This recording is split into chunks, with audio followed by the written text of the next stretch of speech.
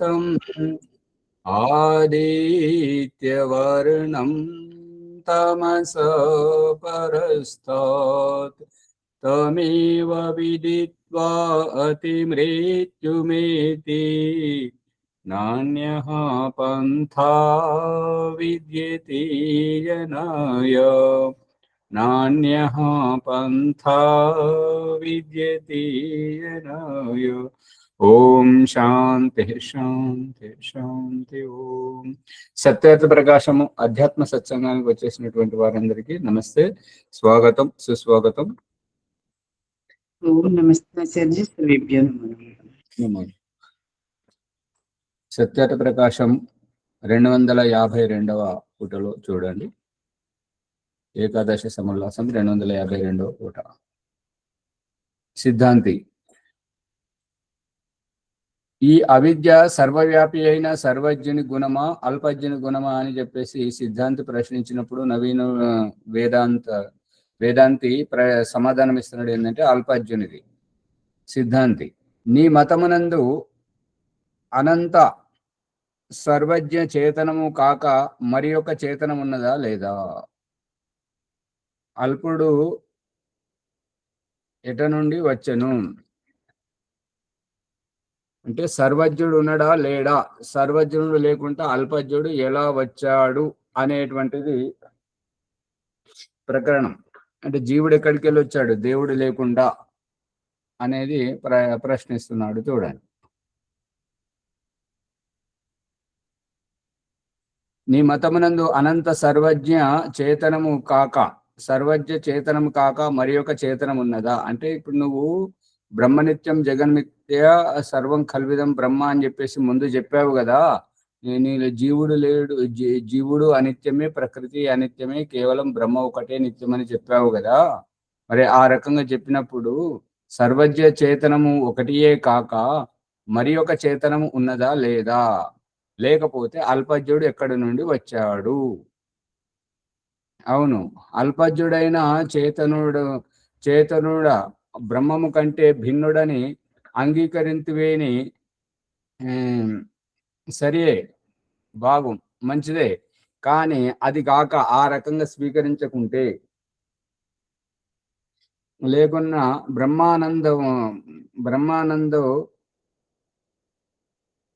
బ్రహ్మానందము ఒకచోట బ్రహ్మమునకు తన స్వరూపమునకు సంబంధించిన అజ్ఞానము కలిగిన అది బ్రహ్మము నందంతటా వ్యాపించును. అది ఏమనంటే అల్పజ్ఞుడైన చేతనుడు బ్రహ్మము కంటే భిన్నుడని అంగీకరించువేని, ఒకవేళ అంగీకరించినట్లయితే సరే, అది బాగుంది. ఒకవేళ ఆ రకంగా నువ్వు అంగీకరించకపోతే బ్రహ్మమునందు ఒకచోట బ్రహ్మమునకు తన స్వరూపమునకు సంబంధించిన అజ్ఞానము కలిగినది బ్రహ్మము నందు అంతటా వ్యాపించును. అంటే ఒకచోట బ్రహ్మమునకు తన స్వరూపమునకు సంబంధించిన అజ్ఞానము కలిగినట్లయితే అది అంతటా వ్యాపిస్తుంది కదా. ఇప్పుడు అది ఎట్లా అంటే దోమ గుట్టిన, కాలుకు ముళ్ళు గుచ్చుకున్న ఏదైనా కూడా జువ్వు మన శరీరం అంతా ఎట్లయితే ప్రభావితం అవుతుంటుందో అంతటా వ్యాపించును కదా. శరీరమున ఒక చోట పుండు పుట్టినప్పుడు దాని పీడ శరీరమునందంతటను కలుగుటయే కాక మిగిలిన అవయవములన్నీ పనికిరానివిగా చేయునట్లు బ్రహ్మమున ఒకచోట అజ్ఞానము కలిగిన బ్రహ్మమంతయు అజ్ఞాని అయిపోవును. అంటే ఒక విషయంలో ఒక చోట అజ్ఞాని అయినట్టయితే మిగతా అంతా కూడా అజ్ఞాని అయిపోవును కదా. ఆ విషయంలో అంత మాత్రంనా అని ప్రశ్న. దీనికి నవీన వేదాంతి సమాధానం చెప్తున్నాడు ఏంటంటే ఇది అంతయు ఉపాధి ధర్మమే కాని బ్రహ్మమునకు సంబంధించినది కాదు. ఇదంతా ఉపాధి ధర్మమే కాని బ్రహ్మమునకు సంబంధించినది కాదు. ఉపాధి అంటే ఏంటంటే వారి బాధ్యతను బట్టి, వారి కర్తవ్య స్ఫూర్తిని బట్టి అక్కడ చేయాల్సి వస్తుందే కానీ అది వారి స్వభావము కాదు అనేది అభిప్రాయం. అర్థమవుతుందా? పట్టుకుంటున్నారా లేదా? ఓ మాచారి గారు అర్థమవుతుంది. సిద్ధాంతి, ఉపాధి జడమా చేతనమా, సత్యమా అసత్యమా? నవీన్ వేదాంతి, అది అనిర్వచనీయం. అది ఏమిటనేటువంటిది నిర్వచించలేము, చెప్పజాలం. అనగా అది జడమని గాని, చేతనమని గాని, సత్యమని గాని, అసత్యమని గాని చెప్ప వీలు కాదు. సిద్ధాంతి, నీ కథనము వదతో వ్యాఘాతముగా నున్నది. నీ నీ అభిప్రాయం ఏంటంటే మాట్లాడుతూ ఇప్పుడు ఎవరైనా ఎక్కువ తక్కువ మాట్లాడితే సరదాగా మూతి మీద కొడుతుంటారు కదా, ఆ రకంగా తన అభిప్రాయాన్ని తానే ఖండించుకున్నట్లుగా ఉన్నది నీ అభిప్రాయం. వదతో వ్యాఘాత అంటే నీ మాటను నువ్వే ఖండించుకున్నట్లుగా ఉన్నది. ఎట్లానంటావా? అవిద్యని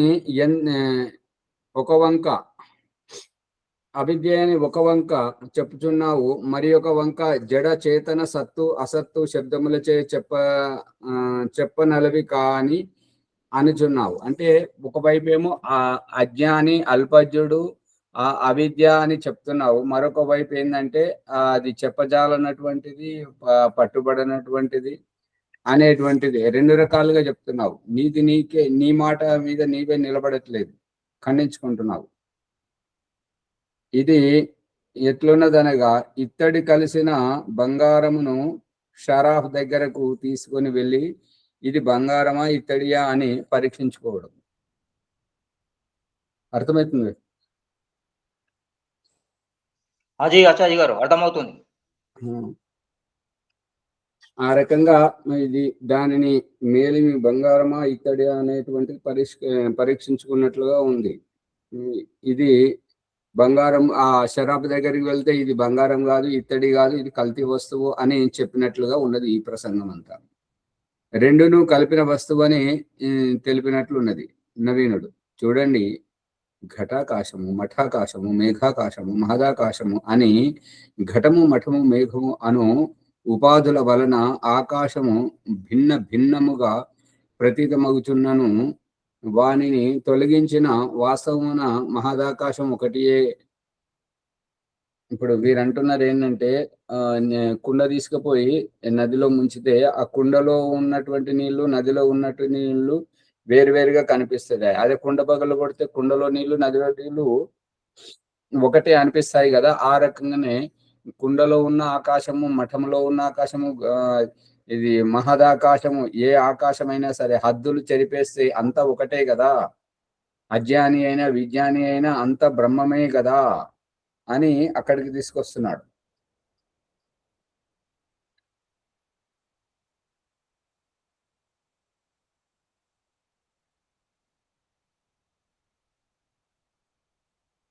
అట్లే మాయా అవిద్య సమష్టి వ్యష్టి మరియు అంతఃకరణమునకు సంబంధించిన ఉపాధుల వలన బ్రహ్మం అజ్ఞానులకు వేరువేరుగా ప్రతీతమగుచున్నది.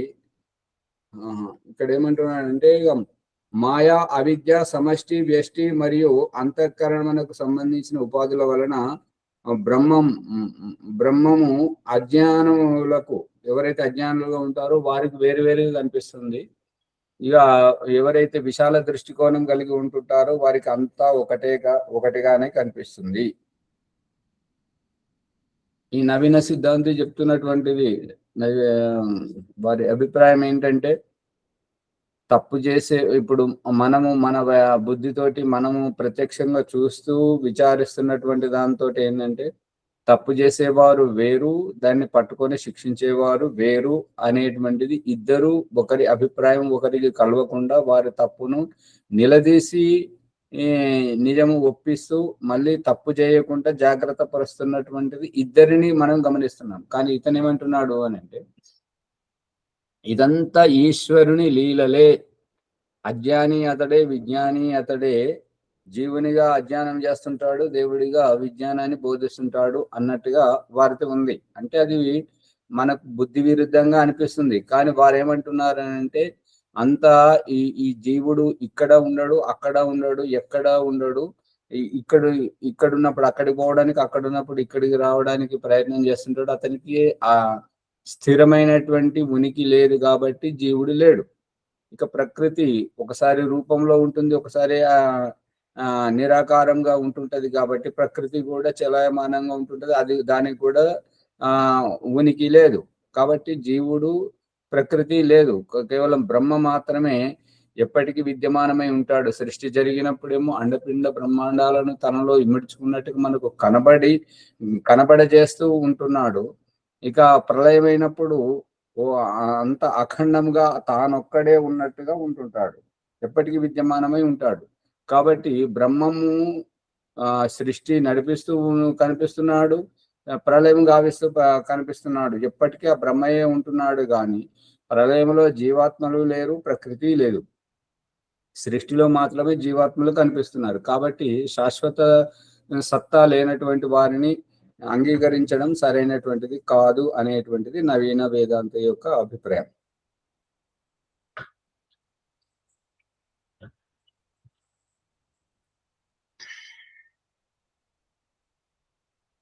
వాస్తవము ఒకటే, ఇదంతా ఒకటే. చూడండి, అగ్రిమ ప్రమాణమున ఏమి చెప్పబడినదో చూడండి. అగ్నిర్ యథైకో భువనం ప్రవిష్టో రూపం రూపం ప్రతిరూపో బభూవ ఏకస్తథా సర్వభూతాంతరాత్మ రూపం రూపం ప్రతిరూపో బహిశ్చ. కఠోపనిషత్తు. అగ్ని చిన్న పెద్ద వెడల్పు గల లోహపు గోళములో చేరి వానిలో వ్యాపకమై వాని ఆకారములలో కనిపించును, వాని కంటే వేరుగా నుండును. అట్లే సర్వవ్యాపకముకు పరమాత్మ అంతఃకరణములందు వ్యాపించి వాని ఆకారములను పొందును, కానీ వాని కంటే భిన్నముగా నుండును. అంటే ఏమంటున్నాడు అంటే, ఇప్పుడు చాలా మంది ఈ రకంగా అంటుంటారు కదా, నా మనస్సాక్షిగా, మనస్సే అంతా చేస్తున్నది కాబట్టి, మనస్సే ప్రత్యక్షం కాబట్టి మనస్సాక్షిగా అంటుంటారు. ఇక కొంతమంది ఏమంటారు ఆత్మసాక్షిగా అంటుంటారు. ఇక మరికొంతమంది ఏమంటారు ఆత్మ లేదు, మనస్సు లేదు, ఏది లేదు, అంత పరమాత్మయే ఉంటున్నాడు, ఆ పరమాత్మయే ఈ రకంగా మనల్ని హెచ్చరిస్తున్నాడు అని చెప్పేసి చెప్పడం. ఇక మరికొంతమంది ఏమంటున్నారు ఆత్మ లేదు, పరమాత్మ లేదు, అంతా మనస్సే ఉన్నది, మనసే కనిపిస్తుంది, ఆత్మ కనిపించట్లేదు, పరమాత్మ కనిపించట్లేదు అని చెప్పేసి ఈ జైనులు, బౌద్ధులు, ఈ విపස්සన వాళ్ళు అంతా మనస్సు మీద ధ్యాస పెడుతుంటారు. ఇక ఇక్కడ ఈ నవీన వేదాంతి ఏమంటున్నాడు అని అంటే, ఈ యొక్క ప్రతి ప్రాణి 84 లక్షల జీవరాశుల అంతఃకరణలో పరమేశ్వరుడు నిండి ఉన్నాడు కాబట్టి అక్కడ నుంచి ఆ కర్మ చేసేది అతని ఈ శరీరాలన్నీ వీళ్ళే చనిపోయిన తర్వాత, దేహత్యాగం చేసిన తర్వాత ఈ ఆత్మలన్నీ ఇక్కడ ఉండవు కాబట్టి అంత పరమాత్మయే మిగిలి ఉంటాడు కాబట్టి పరమాత్మకు భిన్నంగా ఇంకా ఏది లేదు అనేటువంటి అభిప్రాయాన్ని తీసుకొస్తున్నాడు. ఏంటంటే అగ్ని చిన్న పెద్ద వెడల్పు కలిగినటువంటి లోహము, అంటే ఇనుములు గోళములలో చేరి వానిలో వ్యాపకమై వాని ఆకారములలో కనిపించింది, కానీ దానికంటే అగ్ని అందులోనే ఉంటుందంటే అందులోనే కాదు, దానికి వేరుగా కూడా ఉంటుంది. అట్లే సర్వవ్యాపకము పరమాత్మ అంతఃకరణములందు వ్యాపించి వాని ఆకారములను పొందును, కానీ వాని కంటే భిన్నముగా నుండును. ఆకారములు పొందును అని అంటే అంతఃకరణముకు అది జీవాత్మ బుద్ధిలో అంతఃకరణం, హృదయ అంతఃకరణం ఉంటుంటది. ఆ అంతఃకరణములో ఉన్నంత మాత్రాన అంతఃకరణము రూపాకృతిగా పరమేశ్వరుడు రూపొందుతున్నాడు అని చెప్పేసి అంతఃకరణ ఆకృతిగా ఇక్కడ నవీన వేదాంతులు వాళ్ళు నమ్ముతుంటారు. సిద్ధాంతి దీనికి ఇక దయానంద సరస్వతి చెప్తున్నాడు ఏమని అంటే, నీ మాటయు వ్యర్థమే, ఇప్పుడు నువ్వు చెప్పినటువంటి ఈ మాట కూడా వ్యర్థమే. ఘటము మఠము మేఘము అనునవి ఆకాశము కంటే భిన్నములైనవి అంగీకరించుచున్నావు.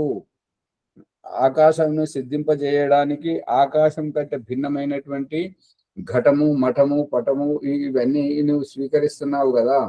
అట్లే కారణ కార్య రూప జగత్తు జీవుడు అను ఈ రెండింటిని బ్రహ్మము కంటేను బ్రహ్మము ఈ రెండింటి కంటేను భిన్నముగా అంగీకరింపు. ఇట్లా స్వీకరించకపోతే నీవు అనే దానికి ఏది పొసగకుండా ఉన్నది. కనబడేటువంటిదంతా ఆకృతి రూపము, ప్రకృతి స్వరూపము. ఈ యొక్క 84 లక్షల జీవరాశుల రూపంలో నేను నేను అనేటువంటి వ్యవహారం జరుగుతూ ఈ యొక్క ఇవాళ లక్ష్మణ్ గారు ఏమంటున్నాడు అని అంటే, నేను ఉన్నంతసేపు ఈ శరీరము పనిచేస్తుంది అని అంటున్నాడు. అది తప్పు అని చెప్పేసి ఇక్కడ దయానంద సరస్వతి చెప్తున్నాడు. ఏంటి అంటే చెప్పాల్సింది ఏంటంటే, ఇప్పుడు వారు అనేటువంటి అభిప్రాయం ఏంటంటే, నేను ఉన్నంతసేపు వస్త్రాలు నా పైన ఉంటుంటాయి, నాకు నన్ను శోభింపజేస్తాయి అని అంటున్నాడు. కానీ వ్యవహారం ఏంటిది అంటే, బట్టలను మన శరీర కొలతలతో కుట్టించుకునేది మనమే, తొడుగుకునేది మనమే, మాసినప్పుడు విడిచి ఉతుక్కునేది మనమే, మనం శుభ్రంగా చేసుకుని మళ్ళీ ధరించేది మనమే, వస్త్రాలను మనం ధరిస్తున్నాం. ఇది దేవుడు చెప్పదలుచుకున్నాడు, దయానంద సరస్వతి చెప్తున్నాడు. వాస్తవికమైనటువంటిది ఇది చెప్పాల్సింది ఇది. కానీ వారు చెప్తున్నది ఏంటంటే, శరీరమే పని చేస్తుంది, నేను దీంట్లో ఉన్నంతసేపు శరీరమే పని చేస్తుంది అని చెప్తున్నాడు. శరీరం పని చేయట్లేదు, శరీరం ద్వారా నేను పని చేస్తున్నాను, శరీరంతో నేను పని తీసుకుంటున్నాను. వాహనంతో మనం గమ్యస్థానానికి వెళ్ళి మార్గ మధ్యంలో లైట్ వేయాలన్నా, ఇండికేటర్ వేయాలన్నా, స్పీడ్ బ్రేకర్ల దగ్గర బ్రేక్ వేయాలన్నా, నెమ్మదిగా వెళ్ళాలన్నా, వేగంగా వెళ్ళాలన్నా, వాహనాన్ని మనం వాడుకున్నట్టుగా దేహాన్ని వాడుకుంటున్నామనే భాషను మాట్లాడాల్సింది పోయి, నేను దీంట్లో ఉన్నంత వరకు ఈ దేహం పనిచేస్తుంది అని అదే పని చేస్తున్నది, నేను మాత్రం ఏమి చెయ్యను అనేటువంటి భావాన్ని చెప్పారు. అంతేనా లక్ష్మణ్ గారు? అది ఆచార్య గారు, అంతే ఆచార్య గారు. అది సరైంది కాదు. కానీ ఆచార్య గారు, నేను చేతనం కదా ఆచార్య గారు, చేతనం ఉంటేనే ఆ దేహం పనిచేస్తుంది కదా. మళ్ళీ అదే భాష మాట్లాడుతాడు. డ్రైవరు బస్సులోనే ఉన్నాడు, దాన్ని స్టార్ట్ చేయలేదు, నడిపిస్తలేడు. నువ్వు వాహనం మీదనే నిలుపుకొని కూర్చున్నావు. వాహనం నడుస్తుందా? నువ్వు నడిపిస్తే నడుస్తుంది కదా. జీ ఆచార్య గారు, అంతే అంతే ఆచార్య గారు.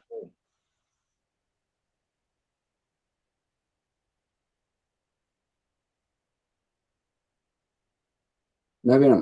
అగ్ని అన్నింటి యందును ప్రవేశించి వాని ఆకారమున కనబడినట్లు పరమాత్మయు జడచేతనము జీవులలో వ్యాపకమై అజ్ఞానులకు ఆకారవంతంగా కనిపించును. అగ్ని అన్నింటి యందు ప్రవేశించి వాని ఆకారమున కనబడినట్లు అంటే, ఇప్పుడు అగ్నిలో పెట్టే కంటే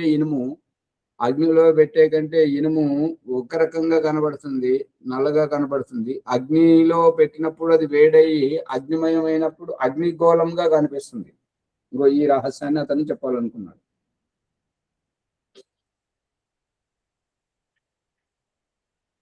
అగ్ని ఆకారమున కనబడినట్లు పరమాత్మయు జడచేతనము జీవులలో వ్యాపకమై అజ్ఞానులకు ఆకారవంతంగా కనిపించును. ఇప్పుడు బలత్కారం చేస్తున్నది ఎవరు? పరమాత్మనే. అపహరిస్తున్నది ఎవరు? పరమాత్మయే. అవి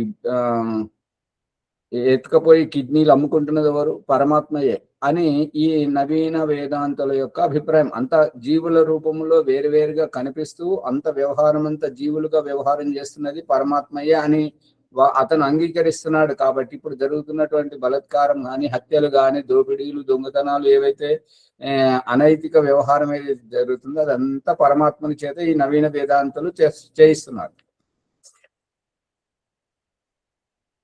వాస్తవమున బ్రహ్మము జడము కాదు, జీవుడును కాదు. సహస్ర జల పాత్రలలో సూర్యుని సహస్ర ప్రతిబింబములు కనిపించును. మంచి ఉదాహరణ తీసుకొస్తున్నాడు ఎంత సరళంగా. ఇప్పుడు ఏంటంటే మనం కుండలలో నీళ్లు నింపి పెట్టినప్పుడు పైన సూర్యుడు ఉన్నప్పుడు ఆ సూర్యుని ప్రతిబింబం అన్ని కుండల్లో కనపడ్డట్టుగా ఆ కుండలలో ఉన్నాడా అంటే లేడు. కానీ వాస్తవికంగా ఆకాశం అంతరిక్షంలో ఉన్నాడు సూర్యుడు. కానీ ప్రకాశిస్తూ కనిపిస్తున్నాడు కాబట్టి నీటిలో వాటి నీటిలో ఆ సూర్యుని ప్రతిబింబం కనిపిస్తుంది కాబట్టి అన్నిటిలో కనిపించినా ఎందులో లేదు. అంటే ఇదంతా ఏంటంటే ఎవరైతే చెప్పుడు మాటలు వింటుంటారో వాళ్ళను మభ్యపెడుతున్నాడు. అది ఎలాగా చూపించు అని అన్నప్పుడు, తప్పు చేసేటప్పుడు దాని ఆ తప్పును పట్టుకొని శిక్షిస్తున్నప్పుడు చేస్తావా మళ్ళీసారి చేస్తావా అని చెప్పేసి నిలదీసేటువంటి వ్యక్తి వేరు. మరి అతను అపరాధాన్ని స్వీకరించి మళ్ళీ చేయనని చెప్పేసి ఒప్పుకుంటున్నటువంటి విషయం. తప్పు చేశాడని నిరూపితమైతున్నటువంటి ముద్దాయికి జడ్జి శిక్ష వేస్తున్నప్పుడు అక్కడ ఇద్దరు ఉంటున్నటువంటి వ్యవహారం ఈ నవీన వేదాంతి ఇద్దరు లేదు, ముగ్గురు లేదు, అంత ఏది లేదు, అంత అజ్ఞానం. ఆ అజ్ఞానమే మనకు విడివిడిగా కనిపిస్తుంది, అంత పరమాత్మమయంగానే ఉన్నది అని చెప్పేసి జీవుణ్ణి ఖండించి పరమాత్మ సత్తాను శుద్ధ పవిత్రునిగా గ్రహించకుండా అంతా చేసేది అంతా అతని మాయా స్వరూపునిగా చేస్తున్నాడు. కాబట్టి ఆ మాయనే మనం అజ్ఞానయుక్తంగా ఉన్నాము కాబట్టి దేవుడు వేరు జీవుడు వేరు అనేటువంటిది కనిపిస్తుందని చెప్పడానికి ప్రయత్నం చేస్తున్నాడు.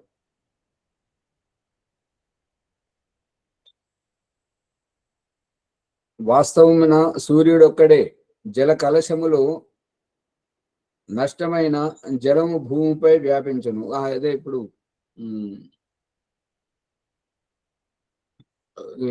కుండలలో వేరువేరుగా నింపినప్పుడు ఆ సూర్యుని ప్రతిబింబం వేరువేరుగా కనపడ్డది.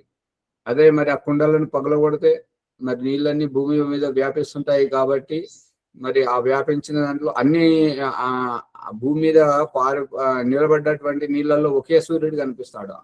ఇప్పుడు ఎన్ని కుండలలో అయితే వేరువేరుగా కనిపించాడో ఆ కుండ హద్దులను చెరిపేసేసరికి నీళ్ళన్నీ ఒక్కటయ్యాయి కాబట్టి ఒకటే ప్రతిబింబం కనిపిస్తుంది. సూర్యునకు ఏ హానియో కలగదు. కుండలను పగలగొట్టాము కానీ సూర్యుని పగలగొట్టలేదు కదా. అందుకని మరి అన్ని సూర్యులు పోయి ఒకటే సూర్యుడు కనిపిస్తున్నాడు కాబట్టి ఆ కుండలను పగలగొట్టినట్టు సూర్యుని కూడా ఏమన్నా చేశామంటే సూర్యునికి ఏమి హాని కలగదు అని చెప్తున్నాడు. అతడు చలింపడు, వ్యాపింపడు. అట్లే అంతఃకరణములందు బ్రహ్మము యొక్క ఆభాసము చిదాభాసము అనబడునది ఏర్పడను. ఈ రకంగానే బ్రహ్మము యొక్క ఆభాసము అంటే అవగాహన ప్రతీతి తెలియబడము.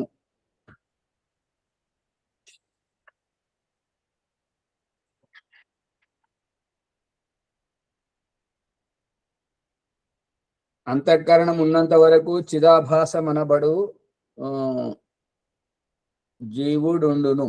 అంతఃకరణం ఉన్నంత వరకు అని అంటే అంతఃకరణకు తాత్కాలికంగానైనా ఒక ఉనికి కల్పిస్తున్నాడు ఇతడు.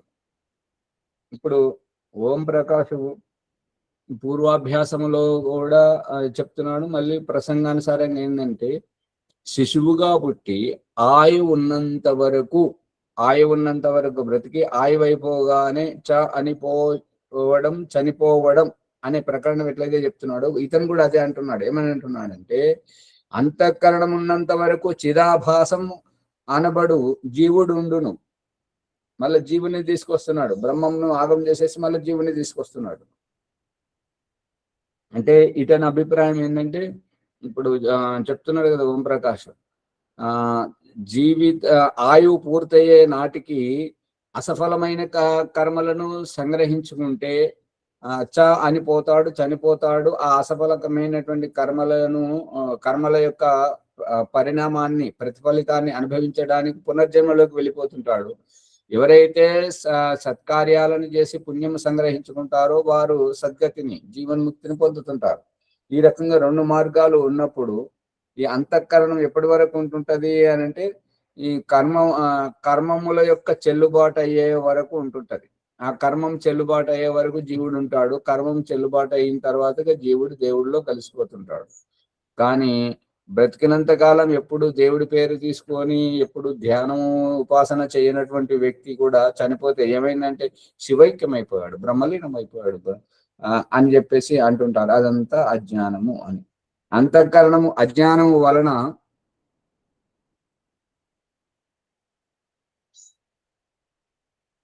అంతఃకరణము జ్ఞానము వలన నష్టమైనప్పుడు అంతఃకరణము జ్ఞానము వల్ల నశించినప్పుడు అంటే ఇక ఇతని ఉద్దేశం ఏంటంటే కర్మఫలం అనేటువంటిది చెల్లుబాటు అయ్యాక ఇప్పుడు ఏమంటారంటే పరీక్ష పాస్ అయినాక పిల్లవాడు ఆ తరగతిని విడిచి పై తరగతికి ఎట్లయితే వెళుతుంటాడో ఉద్యోగ భత్యం ఇచ్చిన తర్వాత జీవనోపాధి కోసం వచ్చినటువంటి కూలీలు ఆ పని స్థానం నుంచి వాళ్ళ ఇంటికి ఎట్లయితే వెళ్ళిపోతుంటారో ఆ విషయం చెప్తున్నాడు అన్నమాట.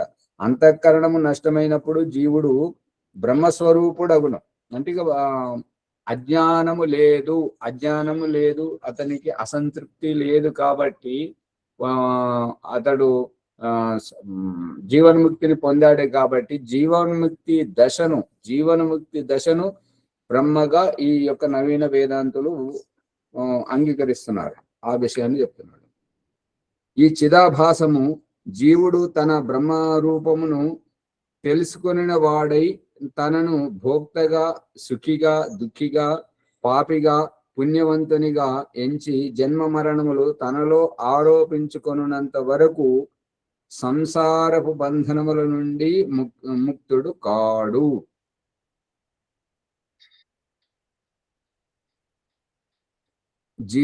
జీవుడు తన బ్రహ్మస్వరూపమును తెలుసుకొనని వాడై, ఇప్పుడు ఏంటంటే నేను స్త్రీని, నేను పురుషుణ్ణి అనేటువంటి దైహిక భావము, శారీరక భావము, శరీర భావాన్ని మనము వదిలేసి ఆత్మభావాన్ని తెలుసుకునే వరకు తనను భోక్తగా అంటే తెలుసుకొనని వాడై తనను భోక్తగా, సుఖిగా,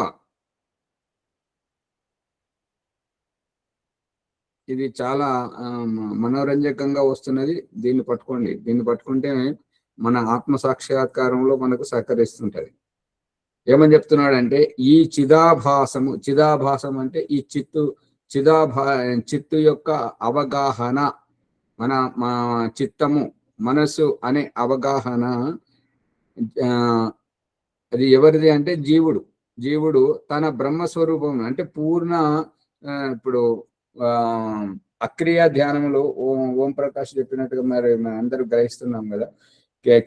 క్రియ నుండి అక్రియ, అసంతృప్తి దశ నుండి సంతృప్తి దశ, అంగస్పర్శ నుండి అసంతృప్తి దశ నుండి సంతృప్తి దశ వరకు,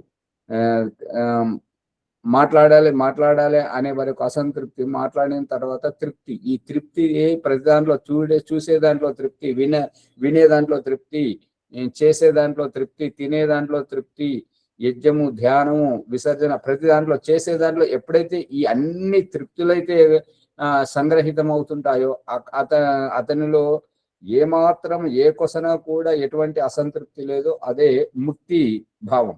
ఆ ముక్తి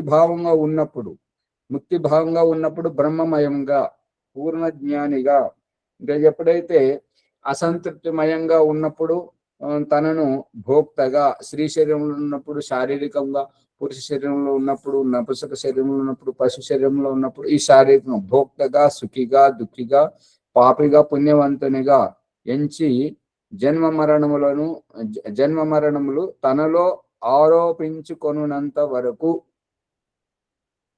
ఇప్పుడు ఏమంటారంటే నేను స్త్రీని కదా, మరి స్త్రీలు ఈ పని చేయకూడదు కదా, నేను పురుషుని కదా, పురుషులు ఈ పని చేయకూడదు కదా. దయానంద సరస్వతిని కూడా అడిగారు ఏమనంటే అతన్ని ఓడించడానికి, తర్కంలో ఓడించడానికి, నువ్వు జ్ఞానివా అజ్ఞానివా అని అంటే నాకు తెలిసిన విషయాల్లో, వేద విషయంలో నాకు తెలిసినంత వరకు నేను జ్ఞానిని, స్త్రీల యొక్క శారీరక ధర్మం గురించి నాకు ఏమీ తెలియదు కాబట్టి అందులో అజ్ఞానిని అని చెప్పిండు అనమాట. ఈ రకంగా ఏంటంటే తెలిసిన విషయాల్లో జ్ఞానం పొందడం, ఎప్పుడైతే శరీర భావాన్ని మరిచి ఆత్మభావం. ఇప్పుడు వరలక్ష్మి గారు ఒక ప్రకరణంలో చెప్తున్నారు ఏంటంటే ఓం ప్రకాష్ అని ఓం ప్రకాష్ గురించి చెప్తుంటారు. అదే రకంగా నేను కూడా మా ఇక్కడ చుట్టుపక్కల వరలక్ష్మి గురించి చెప్తుంటే వాళ్ళు ఇంకేమో అనుకుంటున్నారు, నేను అని చెప్తే గాని వాళ్ళకి అర్థమైతే లేదు.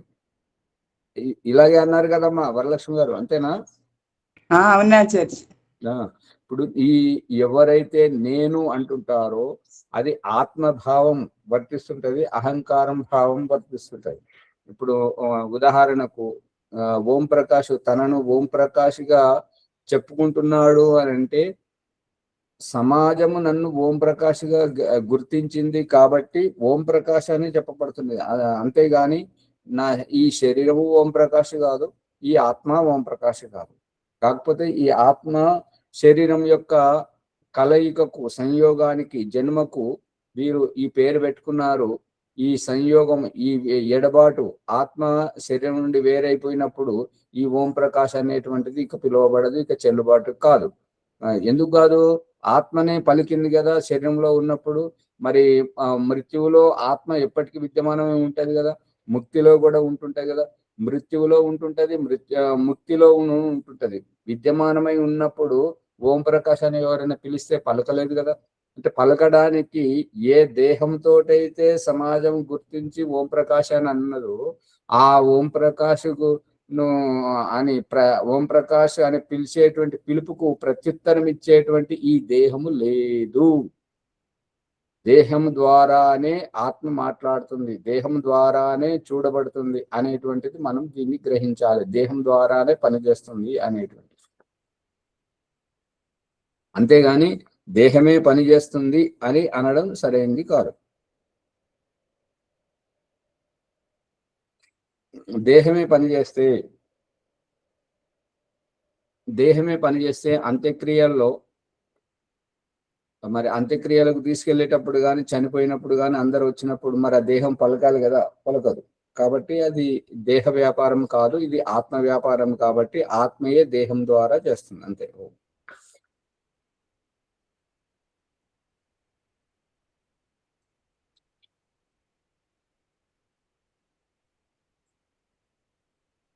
ఇప్పుడు ఆశ్రమంలో ఒక ప్రక్రియ జరుగుతుంది. ఏమిటంటే పుత్రకామేష్టి వారి ప్రయత్నంలో వారు చేస్తున్నప్పుడు ఈ పనులు స్త్రీలు చేయరు కదా, ఈ మాకు చేత కాదు అనడం అంటే అది భోక్త భావం. ఇక అనుకూలమైనటువంటిది అది మేము ఎవరైనా అక్కడ స్త్రీత్వం కనబడదు, పురుషత్వం కనబడదు. తినే దగ్గర, తాగే దగ్గర, నవ్వే దగ్గర, తిట్టుకునే దగ్గర, కొట్టుకునే దగ్గర, యొక్క భావ వ్యక్తీకరణ చేసుకునే దగ్గర స్త్రీత్వం లేదు, పురుషత్వం లేదు. కానీ దైహికాన్ని భావించినప్పుడు కాబట్టి ఏమంటారంటే ఇది స్త్రీ శరీరానికి సంబంధించినటువంటి, ఈ పురుష శరీరానికి సంబంధించినటువంటి ఆ యొక్క దైహిక భావాన్ని అన్నప్పుడు ఇది భోక్త భావం. సుఖిగా, దుఃఖిగా, పాపిగా, పుణ్యవంతునిగా ఉండేది. రాజమణమ్మ గారు అర్థమవుతుందా? పట్టుకుంటున్నారా లేదా ప్రభాకర్ గారు? దేహ భావాన్ని ఒలిచి దయానంద సరస్సు చూపిస్తున్నాడు. అర్థమవుతుంది. అంటే స్త్రీలు చేయొద్దంటారా ఆచార్య? స్త్రీలు చేయొద్దంటురా? స్త్రీలు చేయొద్దంటున్నా అంటుండ్రా? మీరు మీ అభిప్రాయం అర్థం కాలేదు. మల్లేశం గారు మైక్ బంద్ చేయండి. అది చెప్పండి అమ్మ. అంటే స్త్రీలు చేయకూడదు అంటుండ్రా ఆచార్య? అమ్మగారు రజస్వలో అయ్యేటువంటిది నెలది పురుషులు ఎలా చేస్తారు? ఇప్పుడు అది వారే చేస్తుంటారు కదా, ఆ శరీరానికి సంబంధించినటువంటి వారు ఉంటారు కదా. ఇప్పుడు పువ్వులు తెచ్చుకొని మగవాళ్ళు అయితే నెత్తిలో పెట్టుకోలేరు కదా. ఎవరు చేసే పని వారు చేయాలి. ఇప్పుడు శరీరం పట్టుకున్నప్పుడు శారీరక ధర్మాలను పాటించాలి అనేటువంటిది. కానీ ఆధ్యాత్మంలో ఆత్మ సాక్షాత్కార ప్రకరణంలోకి వచ్చినప్పుడు శరీరాన్ని బొలవాలి, శరీరం నేను కాదు అనేటువంటిది ఇక్కడ దయానంద సరస్వతి పరోక్షంగా తీసుకొచ్చి చూపిస్తున్నాడు. అందుకని దయానంద సరస్వతి సాహిత్యంలో ఎలా ఉంటుంటది అంటే శబ్దాలతో ఒకటి అర్థమవుతుంటది, దాని అంతరార్థంతో మరొకటి అర్థమవుతుంది. అందుకని శబ్దాలే సత్యము అని శబ్దాలనే పట్టుకుంటే మనము తప్పుదోవలో ఉంటుంటాము. ఈ శబ్దాలను విడిచిపెట్టి దాని అంతరార్థాన్ని మాత్రమే పాటించడానికి పోతుంటే అది ఎదుటి వారికి తెలియదు. మనం చూపెట్టమంటే చూపెట్టలేదు. కాబట్టి శబ్దాలను పట్టుకోవాలి, దాని అంతరార్థాన్ని గ్రహించాలి.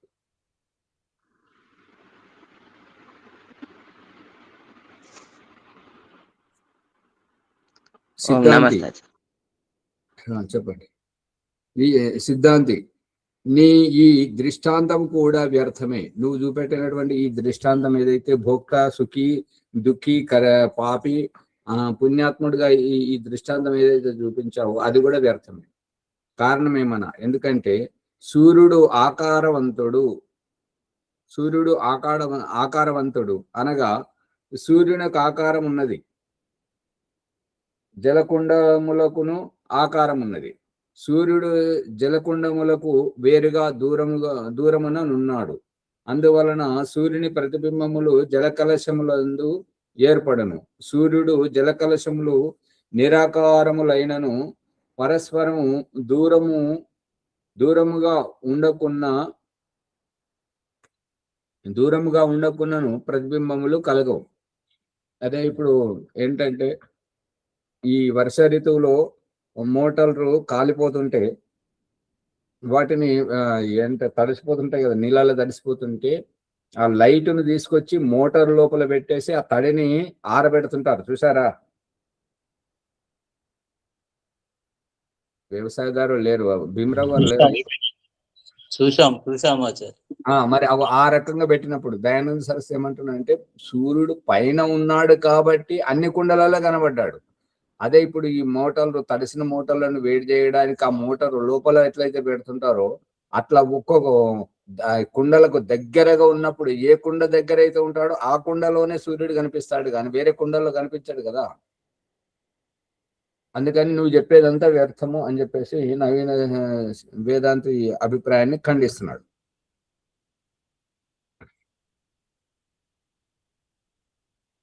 మళ్ళీ చూడండి, ఇది చాలా ఉపయోగపడుతుంటది. సూర్యుడు ఆకారవంతుడు అనగా సూర్యునికి ఆకారం ఉన్నది. జలకుండములకు అంటే మన కుండలకు కూడా ఆకారం ఉన్నది. సూర్యుడు కుండములకు వేరుగా దూరమున ఉన్నాడు. అందువలన సూర్యుని ప్రతిబింబములు జలకలశములందు ఏర్పడును. సూర్యుడు కలశములు నిరాకారములైనను పరస్పరము దూరముగా ఉండకున్నను ప్రతిబింబములు కలగవు. ఇప్పుడు ఇదే ఈ కుండములను పక్కన పెట్టేసి ఒక 4-5 పిల్లలను కన్నటువంటి తల్లిదండ్రులు అందరినీ సమానంగా చూసినప్పుడు అందరికీ వర్తిస్తుంటారు. ఎవరో ఒకరి దగ్గర ఉన్నప్పుడు వారికి ఎక్కువగా వారి గురించి ఆలోచిస్తుంటారు, దూరంగా ఉన్న వారిని అంతగా ఆలోచించరు. ఎప్పుడైతే తారసపడుతుంటారో, ప్రసంగం వస్తుంటుందో అప్పుడు మాత్రమే దూరంగా ఉన్న వారి గురించి చింతన వస్తుంటది. అదే ఎవరితో పాటు ఎవరి దగ్గర అయితే ఉంటుంటారో, ఎవరింట్లోనైతే ఉంటుంటారో వారిది మాత్రం అనుక్షణం ఆలోచించుకుంటారు, కోపాడుకుంటారు, తిట్టుకుంటారు, అవన్నీ జరుగుతుంటాయి. గమనిస్తున్నారా?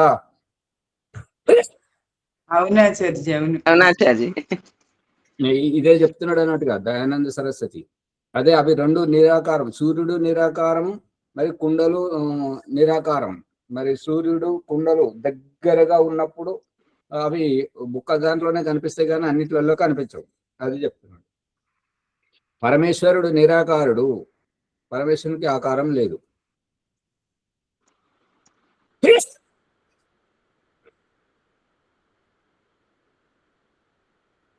ఆకాశము వలె సర్వత్ర వ్యాపకుడు అగుట వలన ఏ పదార్థమును బ్రహ్మకు భిన్నముగా వేరుగా ఉండజాలదు. ఆకాశము వలె అంటే ఆకాశం అంటే నిరాకారంగా సర్వత్ర వ్యాపకుడు అగుట వలన ఏ పదార్థమును బ్రహ్మకు భిన్నముగా వేరుగా ఉండజాలదు. అంటే అంతా బ్రహ్మములోనే. సర్వవ్యాపక భావ సంబంధం ఉండుట వలన రెండును ఒకటి ఎన్నడును కానేరవు. వ్యాప్య వ్యాపక భావ సంబంధము ఉండుట వలన రెండును ఒకటి ఎన్నడును కావు. అంటే ఏమంటున్నాడంటే ఖాళీ స్థలం, దాంట్లో పెట్టినటువంటి వస్తువు, ఆకాశము వస్తువు, పరమేశ్వరుడు మరి యొక్క అండపిండ బ్రహ్మాండములు, ఈ రెండు ఒకటి ఎప్పుడు కావు. తండ్రి తండ్రే, కొడుకు కొడుకే, దేవుడు దేవుడే, జీవుడు జీవుడే, గురువు గురువే, శిష్యుడు శిష్యుడే, ఆకాశం ఆకాశమే, వస్తువు వస్తువే. ఈ రెండు ఒకటి ఎప్పుడు కావు అనేది అభిప్రాయం. అనగా అన్వయ వ్యతిరేక భావముతో చూసినప్పుడు వ్యాప్య వ్యాపకములు రెండును కలిసి ఉండి ఎల్లప్పుడూ వేరుగానే ఉండును. అన్వయ వ్యతిరేకత. ఆకాశం ఎక్కడున్నది అంటే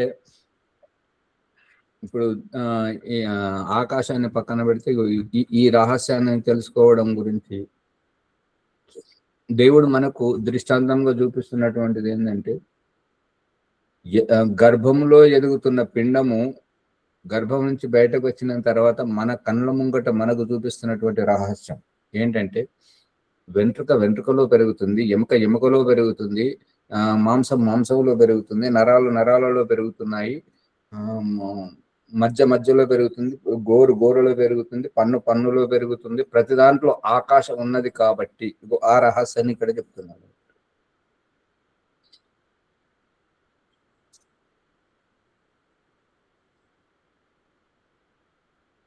అన్వయ వ్యతిరేకము అని అంటే ఇప్పుడు ఆకాశము లేకుండా ఏది లేదు.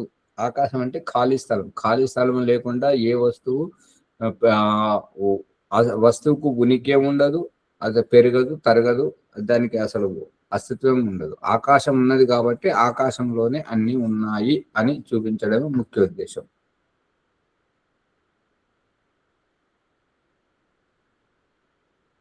ఒకటియే అగునే ఎడల ఒకటే అయినప్పుడు వ్యాప్య వ్యాపక భావం ఎట్లు పొసగును? ఆ రెండు ఒకటే అయినప్పుడు వ్యాప్య వ్యాపక భావం అంటే ఇప్పుడు ఏంటంటే, పాలు నీళ్లు ఎట్లయితే కలుస్తున్నాయో, పప్పులో ఉప్పు, పాలల్లో పంచదార ఎట్లయితే కలుస్తున్నాయో, అవి రెండు వేరువేరుగా ఉన్నాయి కాబట్టి కలుస్తున్నాయి. అదే ముందు నుంచే ఒకటే అనినప్పుడు అవి వేరువేరుగా చూడడం ఎట్లా, కలవడం ఎట్లా, అది ఎట్లా సాధ్యమవుతుంది అనేది చెప్తున్నాడు.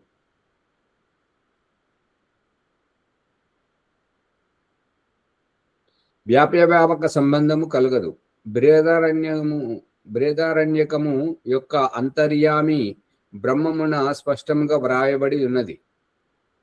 బ్రహ్మమునకు ఆభాసము కలగదు. బ్రహ్మమునకు ఆభాసము అని అంటే, ఇప్పుడు జ్ఞానవంతుడు విషయ బోధన చేస్తున్నప్పుడు అజ్ఞానికి కలిగేటువంటి అవగాహన జ్ఞానవంతుడికి కలగదు అనేటువంటిది. అంటే జీవుడు అజ్ఞానంగా ఉన్నాడు కాబట్టి 84 లక్షల జీవరాశులలో జన్మలలో ఉన్నాడు కాబట్టి అతనికి అవగాహన కలిగి ఎక్కడ చూసినా ఏమీ లేదు కాబట్టి ఇదంతా వదిలేసి మళ్ళీ తిరిగి స్వర్గానికి వెళ్లాల్సిందే, జీవన్ముక్తిని పొందాల్సిందే అనేటువంటి అభిప్రాయమే మనము ఎక్కడికి వెళ్ళినా తిరిగి వచ్చేటువంటి అభిప్రాయం. ఇక్కడ వెనుకకు తిరిగి రావడమే మనకు కనిపిస్తుంది. కానీ ఈ తిరిగి రావడం వెనుక ఉన్న సందేశం ఏంటంటే, ఈ 84 లక్షల జీవరాశుల జన్మలను అన్నిటినీ వదిలేసి మళ్ళీ పునః స్వర్గానికి వెళ్ళాలనేటువంటిదే అక్కడికే. అందుకే ఓంప్రకాష్ అంటున్నాడు కదా, నీవు నన్ను మెప్పించి నీ చెంతకు రప్పించుకోవడం చూస్తే నోట మాట రావట్లేదు స్వామి అనేది. అదే ఇది అభిప్రాయం. బ్రహ్మమునకు ఆభాసము కలగదు. జ్ఞానికి ఆ ఆభాసం ఏం కలుగుతుంటుంటది? ఇప్పుడు పిల్లవాడు తప్పిపోయి రాకపోతే వెతుకుతారు కానీ తిరిగి వచ్చిన తర్వాత తల్లిదండ్రులు ఎందుకు వెతుకుతుంటారు? ఆకారము లేని వస్తువునకు ఆభాసము కలుగుట అసంభవము. ఆకారము లేనటువంటి వస్తువుకు ఆభాసము కలుగుట, ఆకారం ఉన్నదానికే ఆభాసం కలుగుతుంది అని చెప్తున్నాడు. ఓ మాచాజీ గారు, ఇక్కడ ఇప్పుడు ఒక చిన్న సందేహం. అంటే పాఠం జరిగేటప్పుడు ఉపాధ్యాయుడు ఆ పిల్లవాళ్లకు పాఠం చెప్తున్నటువంటి ఆ ఉపాధ్యాయుడు జ్ఞానవంతుడు, తర్వాత ఈ వినేటువంటి వారు పిల్లలందరూ విద్యార్థులు అజ్ఞానులు అని ఇక్కడ అనుకోవచ్చు ఆచార్య గారు? అదే కదా. ఇప్పుడు నవీన వేదాంతి ఏం చూపిస్తున్నాడంటే, జీవుడి ఉనికి లేదు, ప్రకృతి ఉనికి లేదు, అంతా బ్రహ్మమే. సర్వం కల్విద బ్రహ్మ, బ్రహ్మనిత్యం జగన్మిత్య, సర్వం కల్విదం బ్రహ్మను సిద్ధం చేయడానికి జీవుణ్ణి ఖండించి అజ్ఞానయుక్తంగా అంతఃకరణతో ఉన్నప్పుడు దేవుడే జీవుడు. ఎప్పుడైతే జ్ఞానం కలిగి జ్ఞానవంతుడు అవుతుంటాడో, ఆభాసం అవగాహన కలుగుతుంటుంటుందో, జ్ఞానోదయం అవుతుంటుందో, అప్పుడు జీవుడి తత్వం పోయి మళ్ళీ బ్రహ్మతత్వం వస్తుంటది అని చెప్పేసి చెప్తున్నాడు. ఆచార్య ఈ బ్రహ్మాండంలో కూడా బ్రహ్మ ఉన్నాడని అర్థం కదా ఆచార్య. ఆ ఈ బ్రహ్మాండము బ్రహ్మ ఉన్నాడని అర్థం. బ్రహ్మాండం ఉన్నదనే చెప్తున్నాడు కదా అతను కూడా.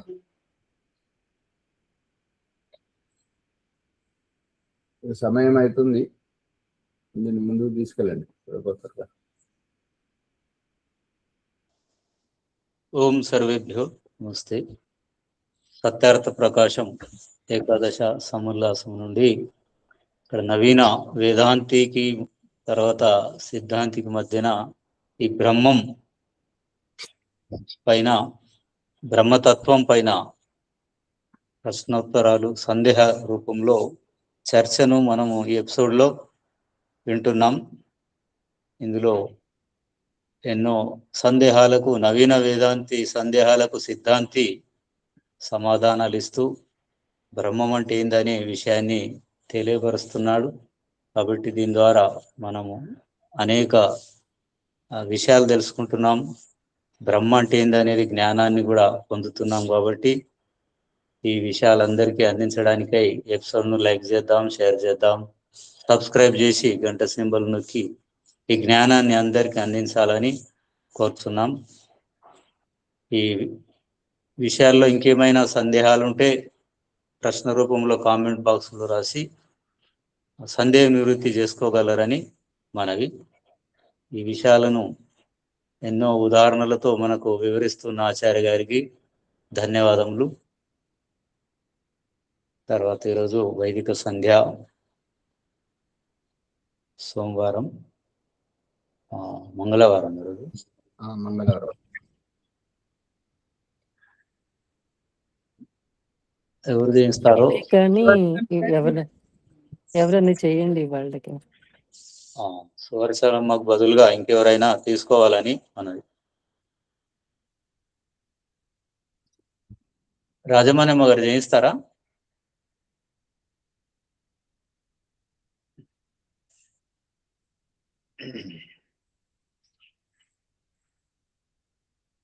సంధ్య చేయించడానికి ఎవరైనా ముందుకు రావాలి. సూర్యప్రకాష్ గారికి ఇవ్వండి. శ్రీనివాస్ గారు ఉన్నారు, సూర్యప్రకాష్ గారు ఉన్నారు కదా.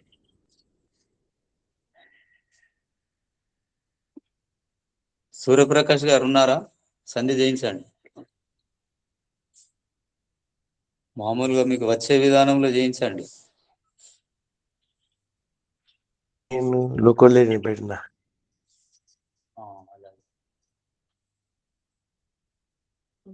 ఓం లక్ష్మణ్ ఓం లక్ష్మణ్ గారు చేయిస్తారు. ఓం సర్వే నమస్తే. అథ వైదిక సంధ్యోపాసన.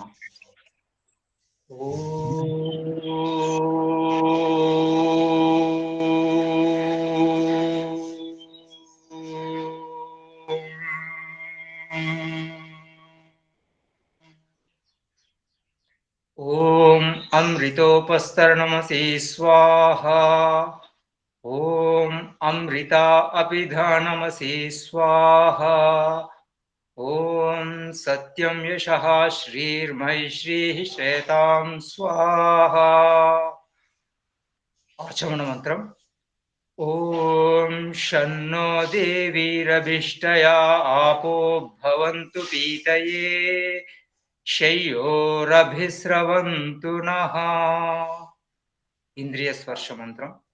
ఓం వాక్ వాక్, ఓం ప్రాణః ప్రాణః, ఓం చక్షుశ్చక్షుః, ఓం శ్రోత్రం శ్రోత్రం, ఓం నాభిః, ఓం హృదయం, ఓం కంఠః, ఓం శిరః, ఓం బాహుభ్యాం యశోబలం, ఓం కరతల కరపృష్ఠే.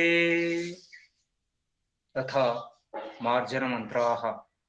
ॐ भूः पुनातु शिरसि, ॐ भुवः पुनातु नेत्रयोः, ॐ स्वः पुनातु कण्ठे, ॐ महः पुनातु हृदये, ॐ जनः पुनातु नाभ्याम्, ॐ तपः पुनातु पादयोः, ॐ सत्यं पुनातु पुनः शिरसि, ॐ खं ब्रह्म पुनातु सर्वत्र।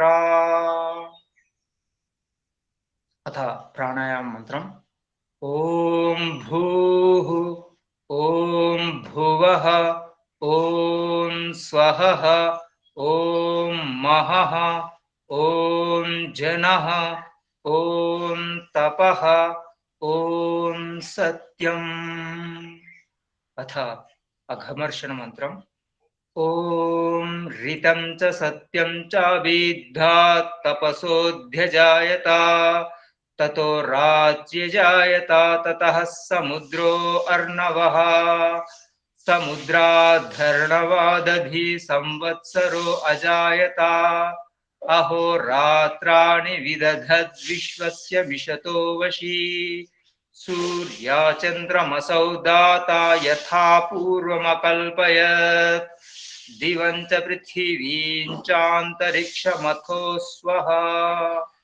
अथ आशमन मन्त्रम्।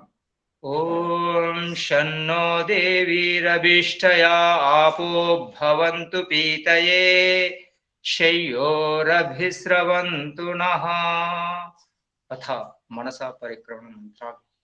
ॐ प्राचीदिगग्निरधिपतिरसितो रक्षितादित्य इषवः, तेभ्यो नमोऽधिपतिभ्यो नमो रक्षितृभ्यो नम इषुभ्यो नम एभ्यो अस्तु। योऽस्मान् वेष्टियं वयं द्विष्मस्तम्भो जम्भे दद्मः, दक्षिणादिगिन्द्रोऽधिपतिः स्थिरश्चिराजिरक्षिता पितर इषवः, तेभ्यो नमोऽधिपतिभ्यो नमो रक्षितृभ्यो नम इषुभ्यो नम एभ्यो अस्तु। योऽस्मान् वेष्टियं वयं द्विष्मस्तम्भो जम्भे दद्मः, प्रतीचीदिग्वरुणोऽधिपतिः प्रिदापूरक्षितान्नमिषवः, तेभ्यो नमोऽधिपतिभ्यो नमो रक्षितृभ्यो नम इषुभ्यो नम एभ्यो अस्तु।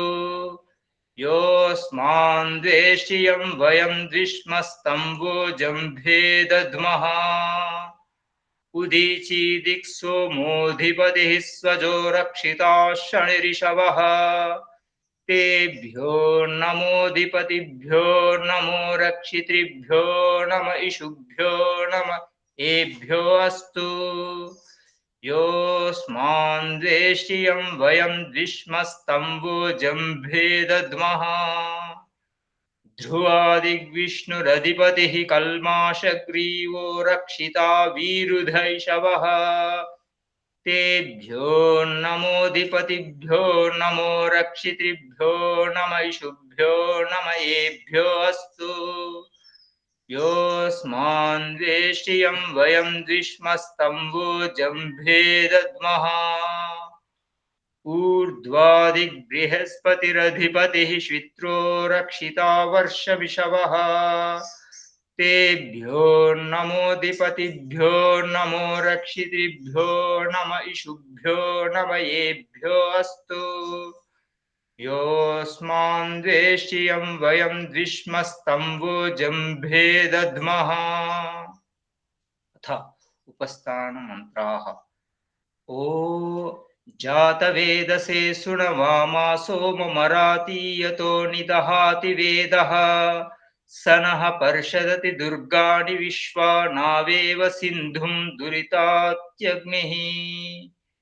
चित्रं देवानां मुदगादनीकं चक्षुर्मित्रस्य वरुणस्याग्नेः, आप्राद्या वा पृथिवी अन्तरिक्षं सूर्य आत्मा जगतस्तस्तुषश्च उदुत्यं जातवेदसं देवं वहन्ति केतवः दृशे विश्वाय सूर्यम् उद्वयं तमसस्परिस्वः पश्यन्त उत्तरं देवं देवत्रा सूर्यमगन्मज्योतिरुत्तमम्।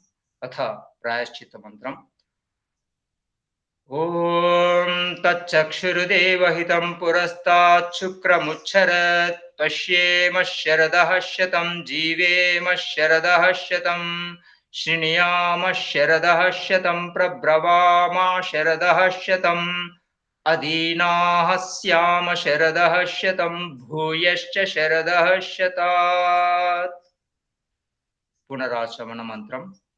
ॐ शन्नो देवीरभीष्टया आपो भवन्तु पीतये शय्योरभिस्रवन्तु नः। गायत्री मंत्रम्।